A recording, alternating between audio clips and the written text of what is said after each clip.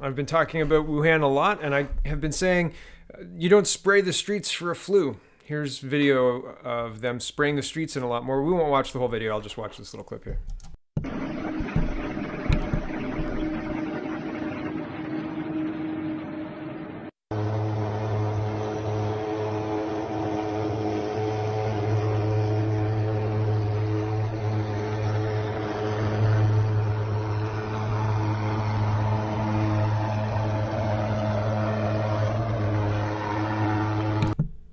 So it looks like the beginning of every horror movie outbreak, or 28 Days Later, or whatever. All those horror movies.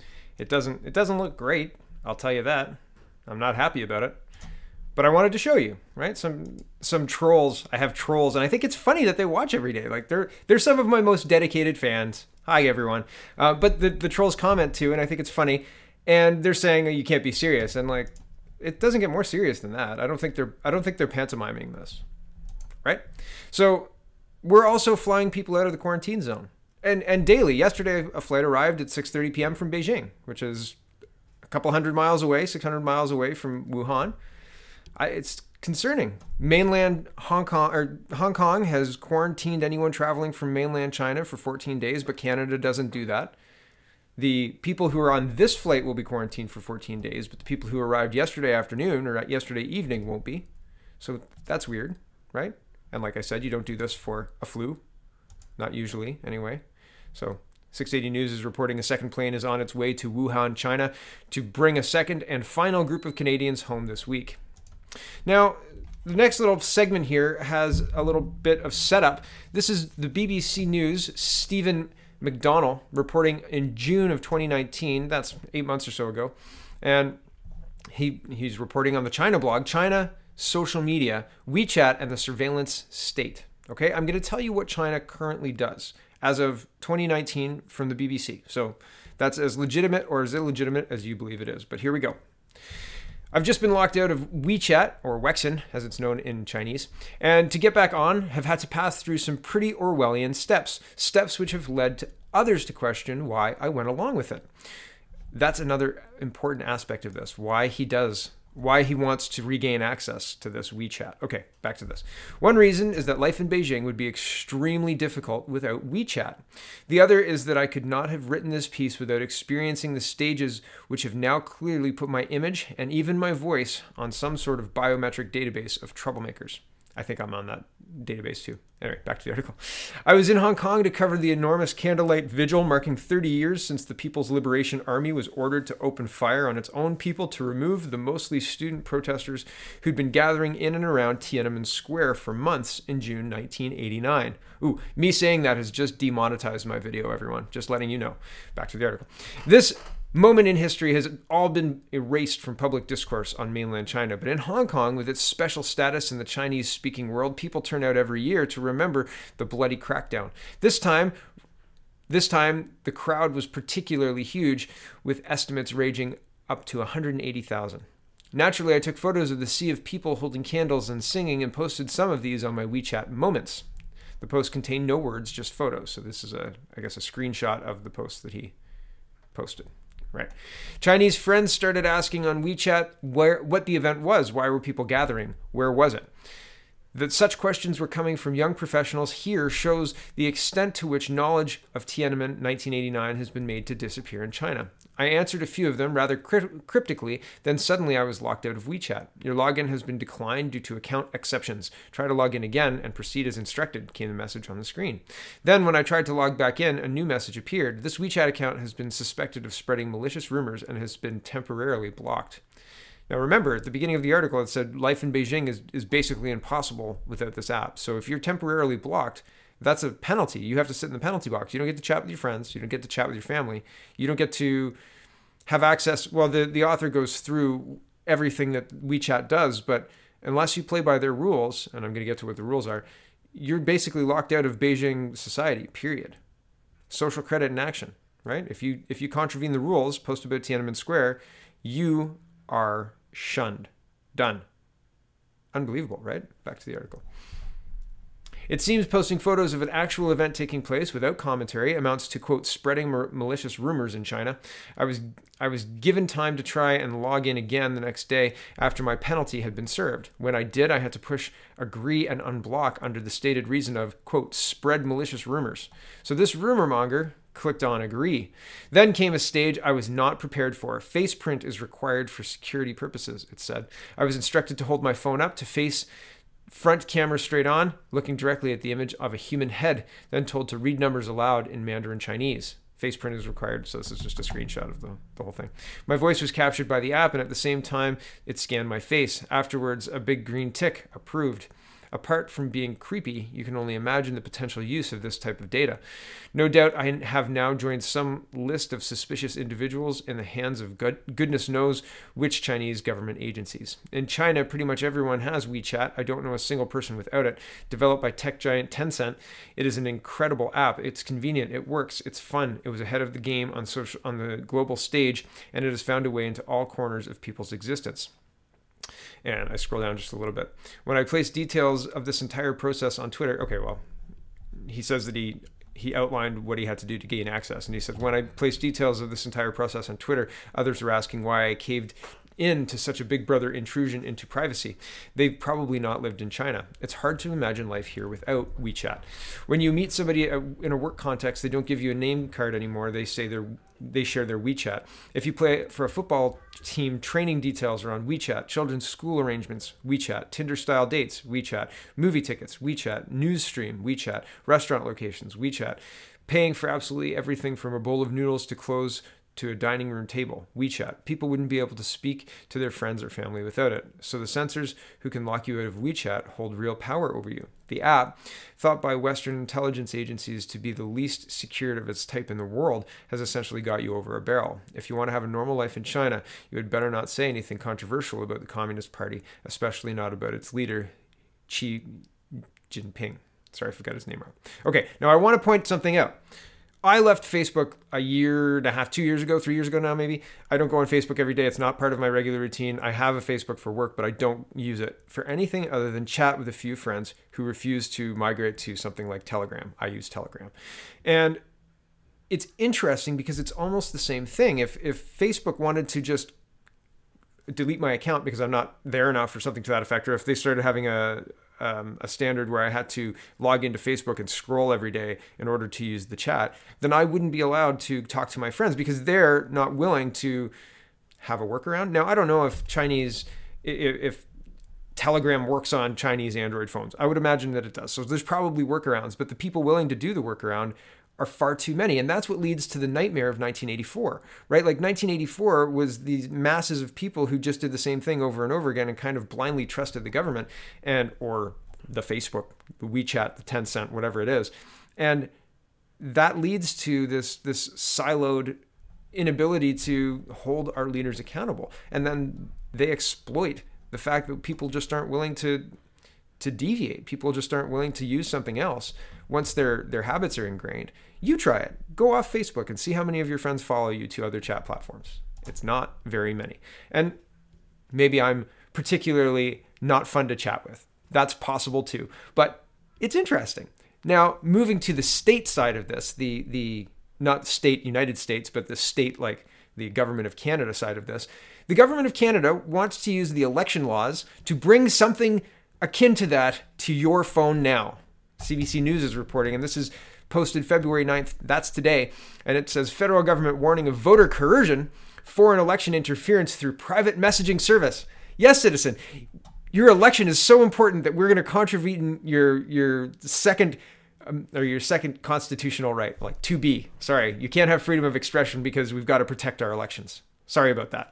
Here it is. The federal government is worried about the risk of voter coercion and foreign election interference through private messaging services, a concern that could pit the right to privacy and free expression against Canada's election laws. Okay, one is part of the Constitution, right? Privacy and free expression. And the other is Canada's election laws. Sorry. You've been chatting too much with your friends and family, and you've been talking all about politics, so we're going to freeze your account for 6 hours. And then after that, if you promise not to talk about politics anymore, you can have your chat back. Yeah, I'm sure that's not at all what they're promising, except that that's what they're doing in real life, right? Trying to shut down Candace Malcolm's outfit, trying to shut down Ezra Levant and Rebel News and Andrew Lawton and all those people from covering the debates, right? Covering it in a way that they don't like or whatever. Me, all of my videos are demonetized. It's unbelievable what they've done. My subscriber count keeps going down. I lost 9 subscribers last month or something like that, which is funny and fine, but I keep growing subscribers on other platforms, so that's weird, right? It's just odd what they do with their numbers. And what are you going to do, right? But when they have all the power, when communication happens there, I mean, even during the election, there were candidates who were banned by Twitter for violating something, and Twitter never explained to me personally why I was banned. And I think it was a coordinated reporting campaign orchestrated by specific people. But regardless, they would ban candidates for election. And I mean, how can that be in line with the election laws? How can Warren Kinsella painting people specifically libeling them be okay, and your private chats not be okay? It's so contrived. It's not even funny. And the CBC doesn't even acknowledge that it's a charter right. Like, they don't even acknowledge that it's in one of the basic. It's so frustrating, right? Like, here they say right to privacy and free expression instead of charter rights, right? Like, so frustrating. Okay, back to the article. The warning was tucked into a briefing note prepared for President of the Privy Council, Dominic LeBlanc, about ongoing issues with social media platforms. Private messaging includes Facebook and Instagram messaging services, WhatsApp groups, and WeChat channels. As the platforms move towards private, encrypted conversations as the foundation of how they work, concerns have been raised about the capacity of the tools used for private communications to potentially undermine Canada Elections Act provisions or to facilitate the potential for voter coercion or foreign interference, said the briefing note obtained by CBC News through access to information. It's basically saying, Russia could happen, and so we need to take your rights because, we have to protect you, citizen. It's crazy. Back to the article. This will introduce difficult considerations such as the trade-offs between respecting the privacy of private communications and protecting the integrity of the electoral regulatory regime. There will additionally be significant challenges for enforcement. Yeah, you think? The briefing notes sections on recommendations and implementation are blacked out in the copy obtained by CBC News since they're considered advice to a minister. The note flags questions about whether and how to intervene in a quickly changing technological environment and how to apply timeless democratic principles, e.g. the freedom of expression in this environment, as ongoing issues for LeBlanc, whose role at the cabinet table includes protecting democratic institutions. He's not done a great job, I'll tell you. Back to the article. A spokesperson for LeBlanc didn't answer questions about what the government plans to do. Quote, our government continues to work with social media platforms, including those with messaging systems and Elections Canada, to ensure the integrity of our democratic process. Canadians have a right to engage in private conversations with their family and friends about politics without limitations or restrictions. But that's not all of what she said. There's a comma there, right? Like, that's not the end of the remarks, said Brendan Rowe in an email. We continue to learn from experiences around the world where different platforms are being used to influence election outcomes. They used an example of 200 million users in India and some false information triggering violent acts there. And they're using that for justification for Facebook to shape the conversation. That's how they try and sell this kind of garbage. It says backdoor debate reignited in the U.S. So here it is. Asked by CBC News whether it would consider introducing backdoor access through legislation, LeBlanc's office didn't reply. Owen said the things the government would have to do to break end-to-end encryption communication ... would be so dangerous to the architecture of the internet that depends on that kind of encryption that it is probably not worth entertaining. So that's catastrophizing. Oh man, it would blow everything up if we tried to do that through this way. It would be terrible. Everybody would die. If Donald Trump's elected, the stock market will crash. Catastrophizing. Okay, that's what that is. Back to the article, quote, but some sort of regulation or engagement with content that happens in much wider semi-private channels. So are they just going to define what semi-private means? Oh, you're on Facebook, and so Facebook's a public a public entity, and so you can't have privacy on Facebook, clearly, so it's a semi-private channel because we're going to be watching now. Justification. Back to the article. Even if it's perhaps auditing content that or some degree of oversight is something that could probably be done. Yeah, right. And I scroll down a little bit. In the days immediately after the federal election, government officials said they didn't detect attempts to spread misinformation and disinformation during the election campaign, but not at a high level enough to trigger a public warning. But at a high level enough to consider going into your chats and changing the rules about your privacy and what you share with the government, right? They didn't detect a high enough level to trigger a public warning during the last election, but it's just enough that they need more control. Do you buy this crap? I don't. Bullshit. Bullshit. Bullshit. Here is Prime Minister Trudeau spending $10 million outside of Canada again.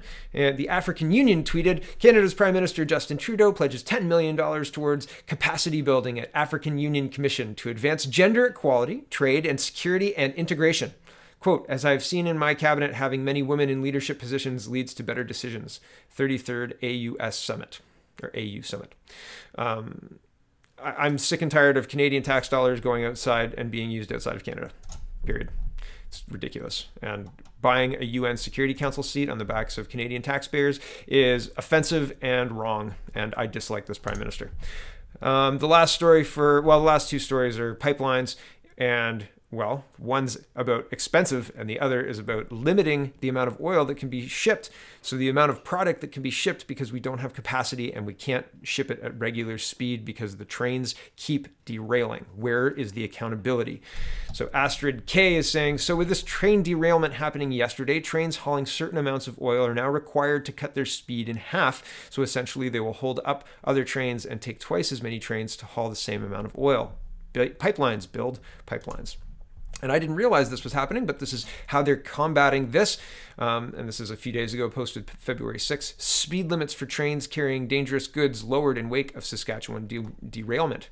The federal government ordered lower speed limits for all trains carrying large amounts of dangerous goods Thursday, hours after a fiery derailment in rural Saskatchewan sent thick black smoke into the air. A Canadian Pacific freight train carrying crude oil jumped the tracks at about 6:15 a.m. near Guernsey, 115 kilometers southeast of Saskatoon. 31 of 104 cars derailed and a dozen caught fire, the Saskatchewan Public Safety Agency said. It also said there were no injuries. I'm going to scroll down. Tom Lukwitzki, sorry if I've got that wrong, the member of parliament for the area, said he was shocked to learn the derailment is the second to happen on the same stretch of rail within 2 months. About 19 cars on another CP train ran off the tracks December 9th, about 10 kilometers to the west, causing a major blaze and leaking 1.5 million liters of oil. Quote, to have two major derailments that are incredibly serious is something that is almost incomprehensible, Lewinsky said. I am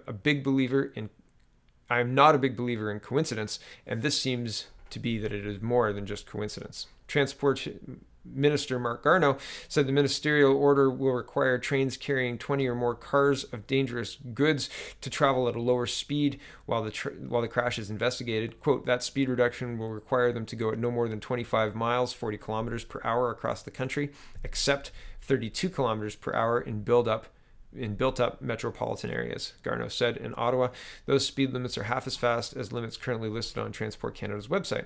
This will put into effect in the next for the next 30 days. We could shorten that. We're looking for the cause to see if there's a common pattern, or we could lengthen it depending on how things are progressing, he said. I realize there will be an effect on our economy of the country because our trains move important goods across the country, but it is very, very important that we not sacrifice safety. The Transportation Safety Board had investigators heading to the site. CP confirmed the derailment, but provided no other details Thursday. Local resident Patty Pretense was driving to work just after the derailment and in the pre-dawn darkness initially thought she was coming across a small fire. The flames just got bigger and bigger and I could feel the heat when I drove by, Pretense said. She said she called relatives who also live in the area and heard they were told to get out. They knocked on doors, told them to meet at the community center if they wanted to know more information. I scroll down. Weber said he wants answers on why there have been 2 recent derailments in the area. I'm really, really concerned about the seeming lack of accountability. Yeah.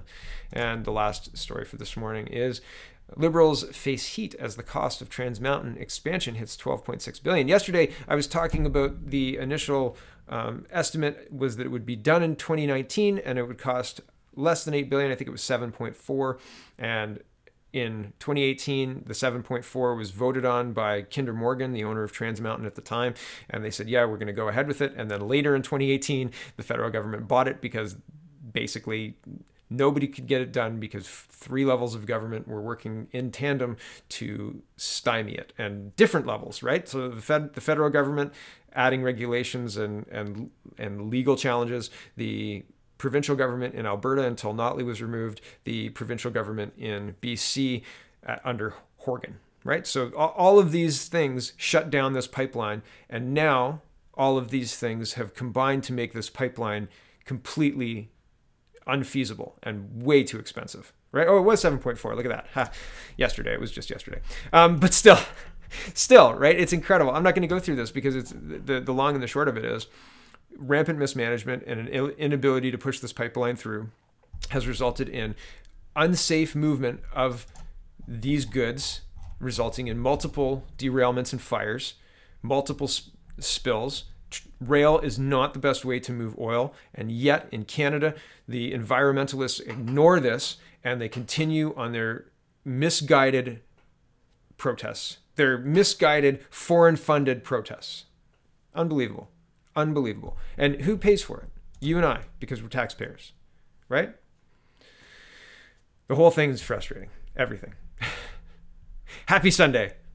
Thanks for watching, everybody. Check out CanadaPoly.com, CanadaReport.co, and have a wonderful, wonderful day.